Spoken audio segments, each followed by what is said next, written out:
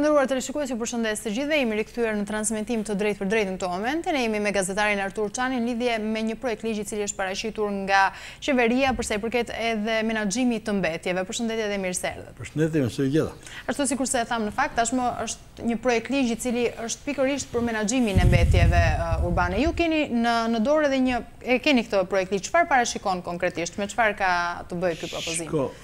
Ky projekt ligj ka të bëjë me mënyrën sistemin e depozitës quhet për menaxhimin e mbetjeve në Republikën e Shqipërisë.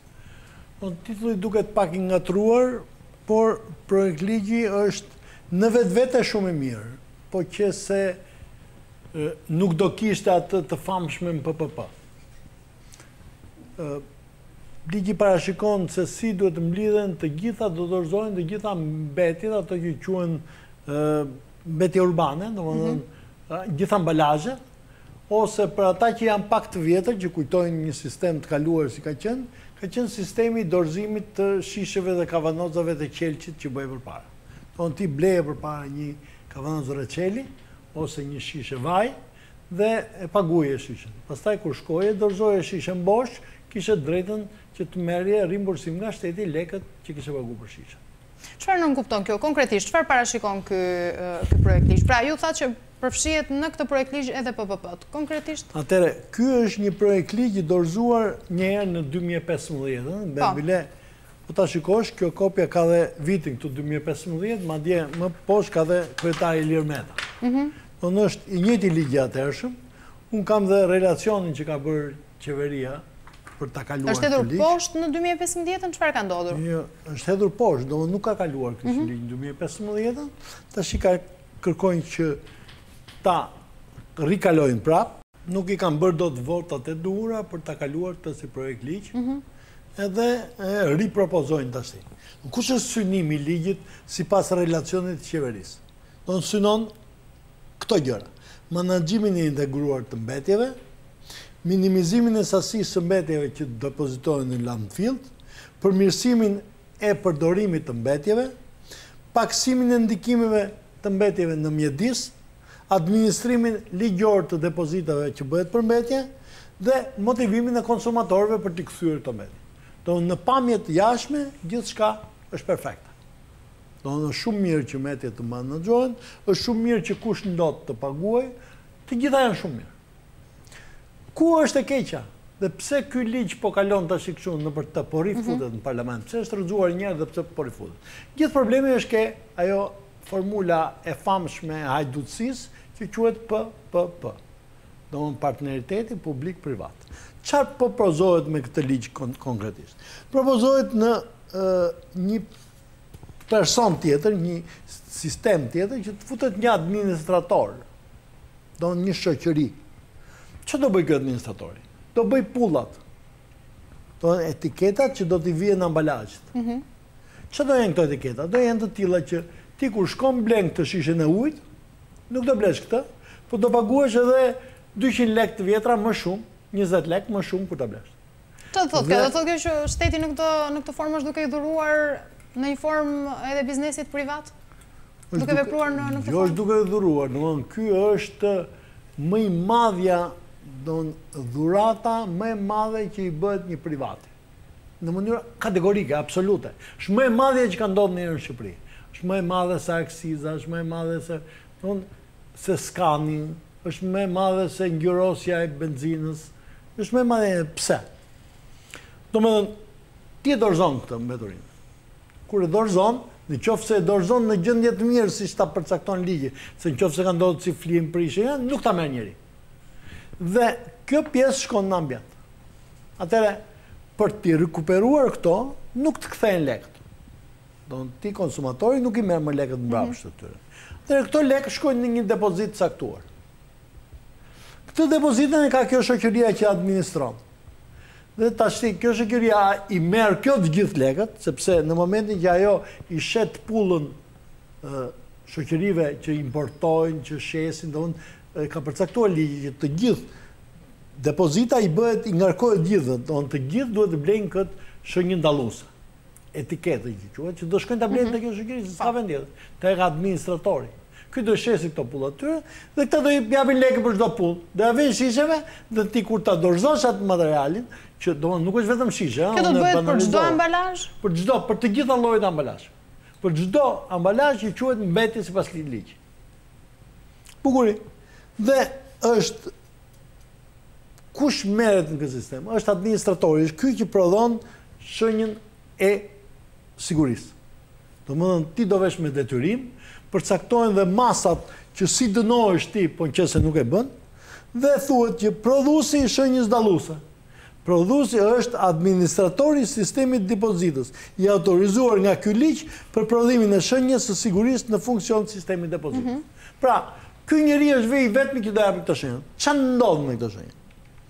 Në fund fare, kur të mblidhen gjithë lekët, të shikoj një pjesë janë kthyer atyre konsumatorëve, një pjesë jo.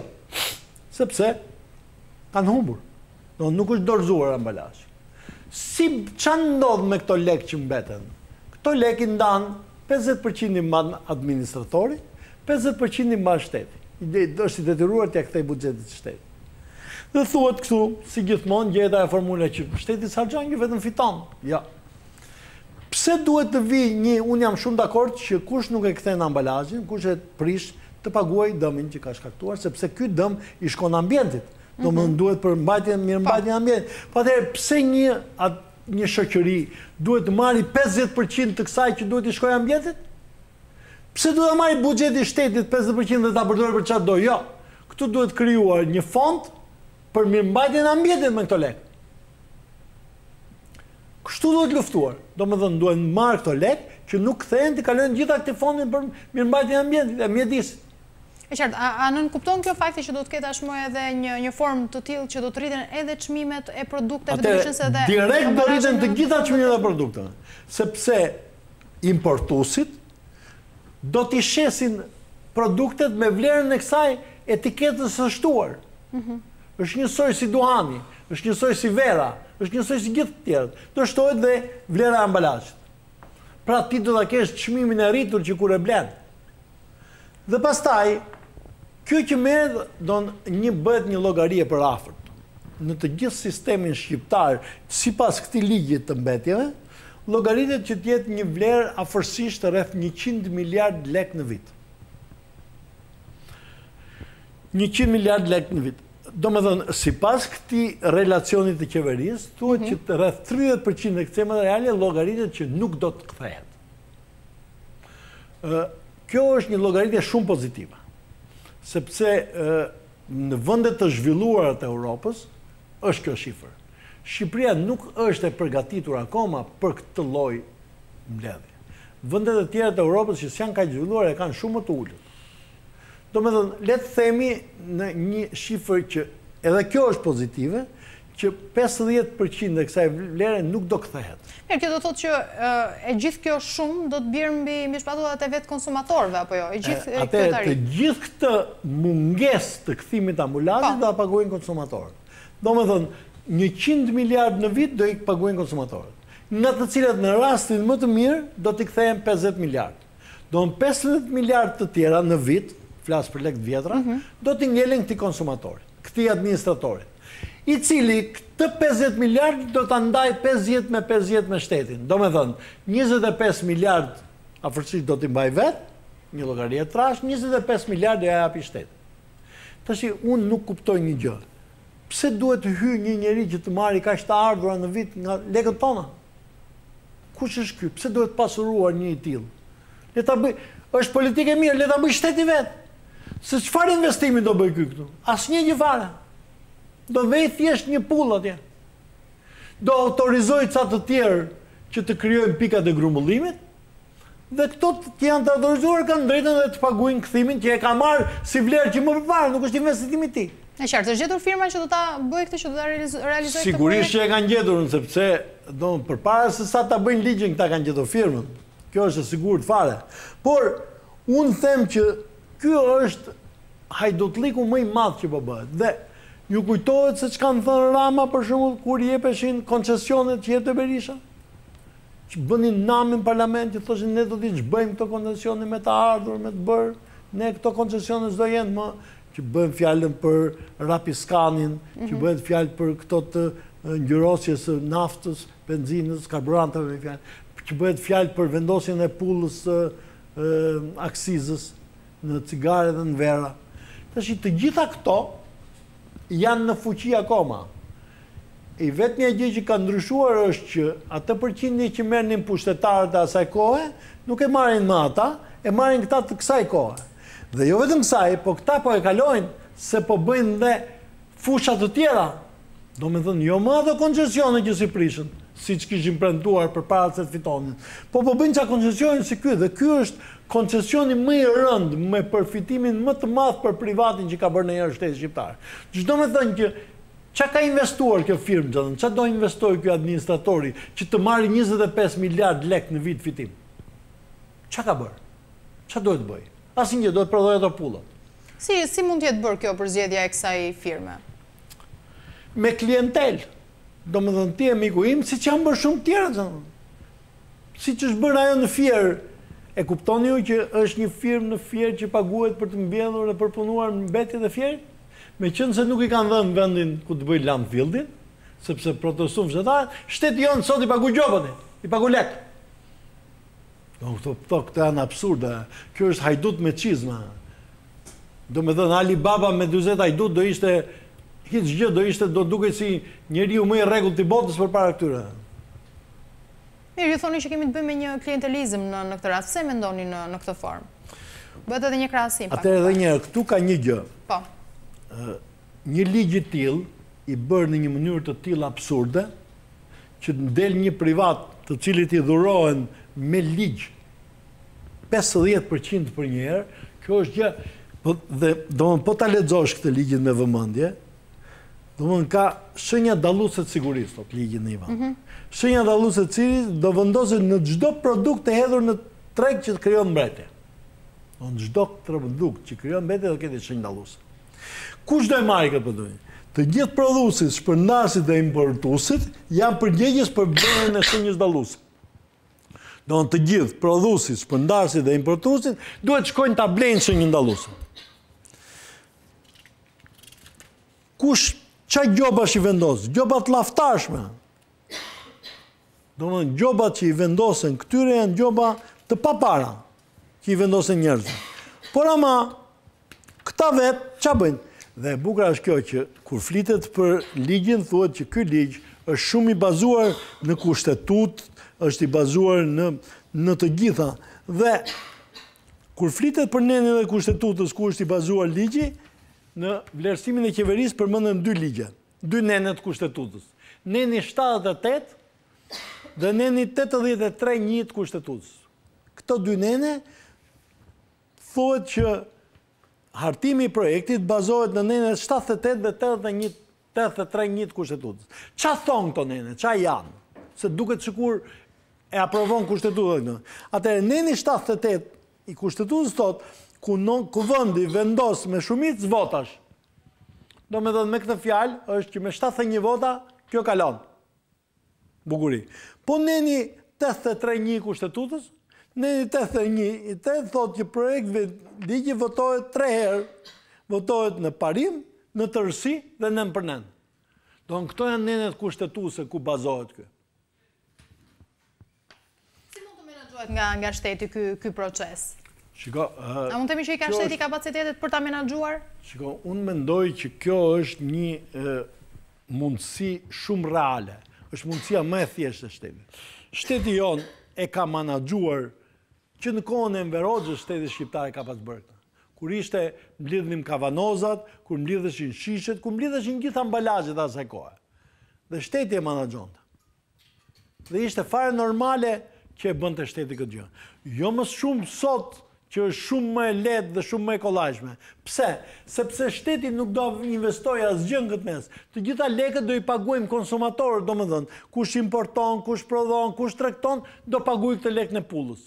Që në fund fare do jetë ai blerësi, do jemi ne, është konsumatori final që e paguan këtë vlerë leku. Pra, nuk ka që të investojë asnjë gjë. Ky është njësoj si ai që i vë, që shteti të detyron, sepse po se patesh një ndalluese të dënon shumë rënd, dhe shteti të thot shumë kollaj që do ta marrësh me detyrim këtë punë. Atëherë, pse duhet një tret në mes? Pse duhet që këto 25 miliard lek t'i marri një privat, një klient i shtetit, në kushtet që s'ka nevojë për këto vare. Por ju thoni që shteti i ka në këtë formë pra edhe kapacitetet. Të gjitha mundësitë, kjo është gjë më e thjeshtë, këtë bën çdo privat në Shqipëri mund ta bëjë këtë. Nuk duhet në një kapacitet i madh. Të prodhosh pulla me siguri. Çdo njeri që ka shtyp shkronjë. Por siç po bëhet për pullat e tjera që po fitojnë lek, po vidhen lek pafund, kështu është edhe për këto. Të pak nga informacionet që ju keni, a do të miratohet ky ligj brenda këtij sesioni parlamentar? Shiko edhe një herë, unë më vjen keq ta them, po në Shqipëri ka humbur shansi demokracisë. Do me thënë, u anatemua Majko sepse nuk votoi ligjin për teatrin. Do me thënë, unë kam folur me deputetët PS-s që janë kundër këtij ligji. Nuk e duan zbatin e ligj. Megjithatë thotë, nuk kemi ç'bëjmë. Po vajtëm atje, urdhëron Rama, ne do bëjmë atë që urdhëron ai. Dhe kjo është e vërtetë. Pse? Ne kemi kaluar në një sistem, nga një sistem demokratik në një sistem totalitar pothuajse. Pse? Deputetët nuk zgjidhen më nominal. I cakton partia, i cakton jo partia, i cakton të partia, dikur kryesia, tash i cakton kryetari. Do me thënë, ti dole kundër grupit, dakor, si e më antari grupit, dhe rast tjetër nuk propozohesh më. Do me thënë, kjo është e keqja e madhe, ne jemi duke kaluar në një sistem diktatorial, që do me thënë? Do me thënë që sot 71 kartonet bëjnë gjëmën. Sepse ato gjëra e pa me ligjin e teatrit, e pa me të përndërtesën e teatrit. Që ç'a ndodhi? Bëhen 71 veta dhe thonë, ne vendosim bëhet një ligj shumë në Shqipëri. Pik, mbaroj, s'ke që bën më asaj. Sepse gjykat kushtetuese nuk ka, dhe ky është i shtet i kaluar në një sistem diktatorial. Është e njëjta gjë, po të shikosh historinë e Meksikës, në Meksikë çu ka ndodhur? U bë revolucioni, fitoi një president, kishte edhe parlament, pastaj u bëri parlament dhe emëroi njerëz të vetë atje dhe marrën. Në këtë rast kemi bëjmë me një metodë, me një proces të përshpejtuar nga ana e qeverisë. Shikoj edhe një herë, këtu është një ligj që po kalon, po përpiqen ta kalojnë në këtë fund, domethënë tash është muaji i fundit, është pak rrëmues dhe pak vap, është jo e përqendruar, fap kalon këtu. Si mendoni se po ndodh kjo gjë? Kjo metodë e përshpejtuar tashmë.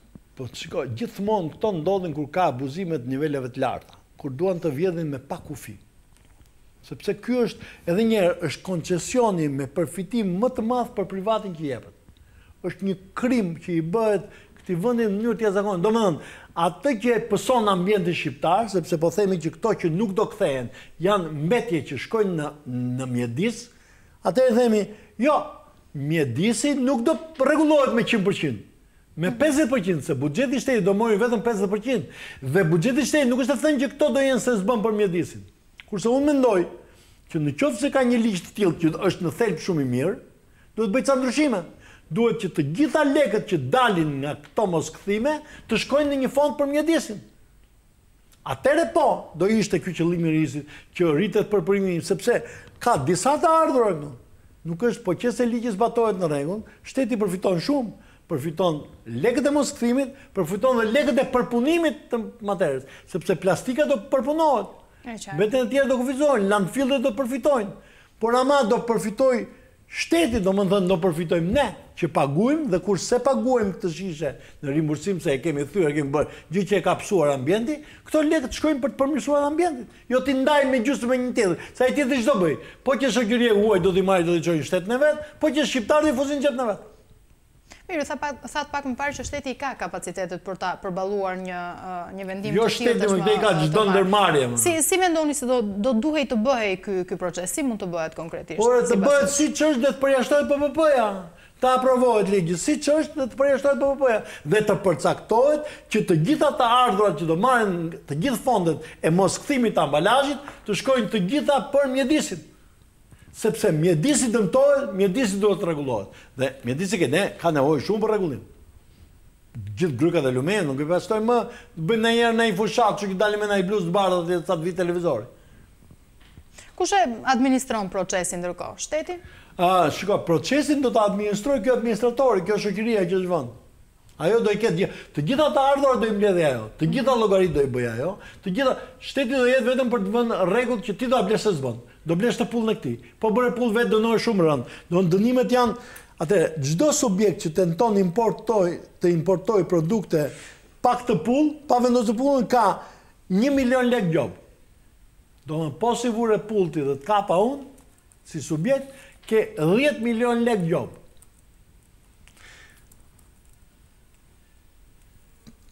Atëherë, në qoftë se ti ke pikë grumullimi, ku unë du të vitë i dorëzoj këto, po s'mi dhe lekët mua të kësaj, shteti të vë 500.000 lekë vjetra gjobë. Do me thënë, nga 10 milion për ty që s'ke vë pullën, kalojnë në 500.000 lekë për mund që s'm nga do lekët. Popullin. Jo, duhet ishte e kundërta. Pastaj ka të gjitha këto përpijet, çdo person që prodhon kështu pulla falso, 10 milion lekë gjobë. Do me thënë, të gjitha janë që të mbrojnë të shoqërinë. Pse do të jetë më? Le të rinë masat shumë mirë kështu si qanë, po ama këto t'i përfitoj shteti. Pse privati, pse shoqëria, ç'a bën ky administratori? Asgjë fare. Sepse mbështetjen financiare të depozitës, që është një nen i veçantë i ligjit, thotë që mbështetja financiare e depozitës, prodhuesit, shpëndarësit, importuesit, në kuptimin e këtij ligjit në cilësinë e ndotësit në bazë të parimit ligjor, ndotësi paguhen, detyrohen të paguajnë sistemit depozitës tarifën pjesëmarrëse në sistem. Do më në se cilin nga këta duhet të paguaj. Pse? Se ti ndot. Pse ndot më une? Do të asjela ambalazhin këtë. Kur ta kthej do ta marr, pse ndota? Atë që ndota atëre, kush ndot paguhen shumë mirë, po të paguaj për mjedisin. Jo të paguaj për ta marrë një firmë tjetër. A do ta shihni si efikas menaxhimin shtetëror nëse do të bëjë nga shteti ashtu sikurse ju i tha, duke qenë se tashmë i ka edhe kapacitetet të shprehur. Është shumë e thjeshtë më. Kjo ndërmarrje të jetë shtetërore, mos ketë punë varë private. Të gjithë ta bëj shteti. Shteti organizon, krijon një institucion më vete që merret me këtë punë. Dhe është shteti. Dhe të gjitha të ardhurat i shkojnë shtetit, menaxhon shteti. Dhe shteti nuk i fut në buxhet për gjë tjetër. Mirë, ju flisni për ndërmarrjet shtetërore, por ndërmarrjet shtetërore kanë falimentuar. Kemi rastin e administratës tatimore, por edhe të doganave për shembull, apo jo? Po si ka falimentuar? Se duhet të kishin sukses në këtë rast. Pse ka falimentuar doganat? Pse s'ka falimentuar Çezi? Keshi, pse nuk ka falimentuar? Pse nuk ka falimentuar Keshi? Janë të gjitha ndërmarrjet që punojnë me rregull. Pse më doganat shqiptare nuk ka falimentuar? Mirë, kjo vjen për faktin që nuk i kanë kapacitetet, pra nuk i arrin të ardhurat apo jo. Ç'do të thënë, nuk ndërton shteti dot një ndërmarrje për grumbullimin e këtyre? Absolutisht, të prodhoj pulla për t'ia vënë sipër shiqeve? Për t'ia vënë anës shiqeve nuk prodhon në shteti punë? Atëherë ne jemi shteti marrfund, po gjithsesi bëjmë dot s'ka gjë. Të deklarohet falimentimi i shtetit, ose është e pamundur që ne të prodhojmë, do të shqiptarët të paguajnë për mjedisin e tyre, që gjysmën e kësaj pagese ta marrin një privat. Që s'do e çojë për mjedisin. Dhe që shteti dhe atë që merr të mos ta ketë dedikuar për mjedisin. Jo. Unë mendoj që e gjithë sasia e grumbulluar nga mos hedhja e amballazheve ku duhet, mos kthimi e amballazhe, ti shkojë mjedisit që është ndotur. Është absurditet. Dhe unë shpresoj që mos t'i bëj numrat. Megjithatë, me sa di unë, forca e kartonit bën çdo gjë tash në parlament. Do ndel kundër interesave shqiptarëve, del kundër interesave të popullit tonë, del kundër interesave dhe është thjesht ca oligark që përfitojnë pafundësisht nga kjo punë, janë ca klientë të shtetit që përfitojnë pafundësisht nga kjo punë dhe me demek ne i bëkan dhe për të mirën tonë këtë gjë, që është një gënjeshtër domethënë e pakufishme. Megjithatë, çdo gjë ka i kufi. Mendoni se mund të ndodhë si në vitin 2015 që është kundërshtuar ky projekt ligj?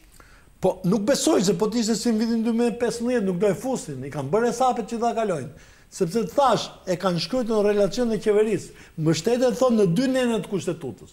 Në nenin 78, që thotë Konvendi vendos me shumicë të thjeshtë votash, përveç se raste kur kërkohet ndryshe, në këtë rast jo.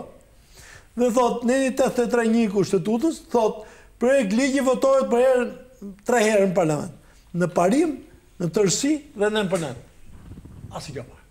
Kjo s'do më thonë asgjë. Numëron 71 vota, mirupafshim. Natë mirë. Don se kuptojnë dot. Unë ju falenderoj shumë zoti Cani që ishte me ne në studio. Asgjë, po shpresojmë që kjo të vlej, të paktën të vlej për ne shqiptarët, për ne si popull që mos jemi kështu bakti, që të na bëjnë si duan dhe sa duan. Nëse konsumatori e merr vesh vetëm në momentin që i duhet të paguajë në këtë rast. Po, që do t'i rritet vlera për një herë. Mendon një shishe ujë sot për 500 lekë. Do i shtohen edhe 200 tjera ambalazh, do bëj 700. Do rritet për një herë vlera. Po kështu do rriten gjitha. Nuk do jenë vetëm ujë, do jenë gomat e makinave, do jenë të gjitha ambalazhet që ne përdorim. Unë ju falenderoj edhe një herë. Falenderoj ju. Të nderuar teleshikues, ne kemi ardhur këtu në fund të kësaj bisede, ju falenderoj edhe juve për vëmendjen tuaj.